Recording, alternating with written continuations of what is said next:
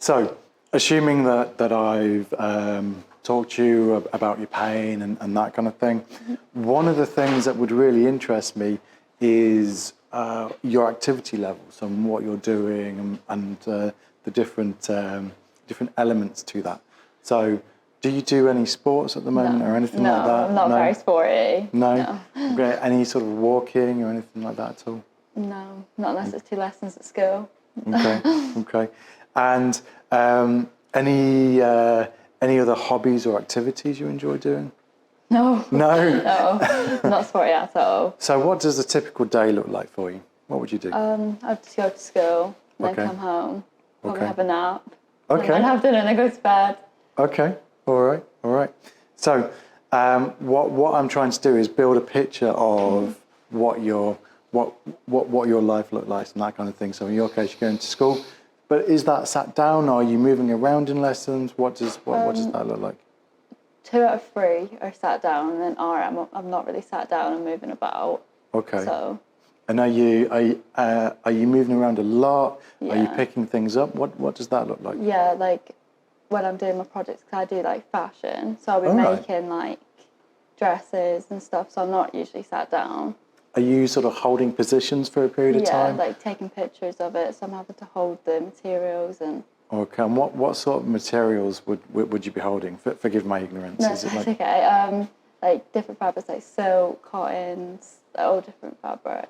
Okay, all right. Okay. No, well, we're staggered, aren't we, at Ben's lack of knowledge of fashion? You really should know more.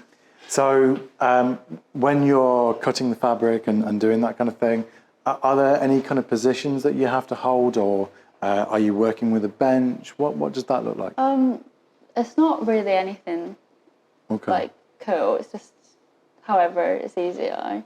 Okay, so whatever's around and that kind of thing. Okay, so do you have to move your body and adapt quite a lot, or? Yeah, sometimes if I'm moving it and there's like certain bits I have to sew, like I'll move with it.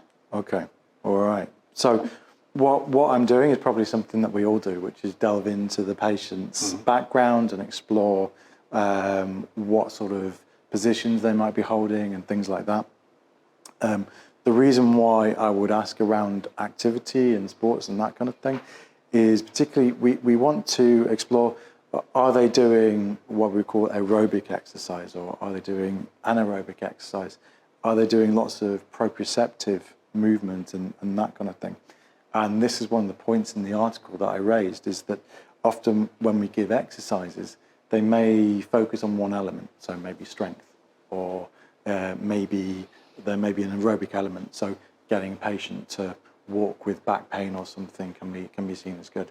However, we have to take a broad view to that and see are we getting all of those elements in when we're building, say, an exercise program for someone. However, as an osteopath, I also believe in the hands-on as well. So the palpation, the movement of the body, the response would also feed into that. So, for example, is there contracted muscle? Is there spasmodic muscle? How does it respond to the movement I'm putting through it? So I would add those two things together to build up that picture. Yeah. And then that would enable me to build that plan with the patient.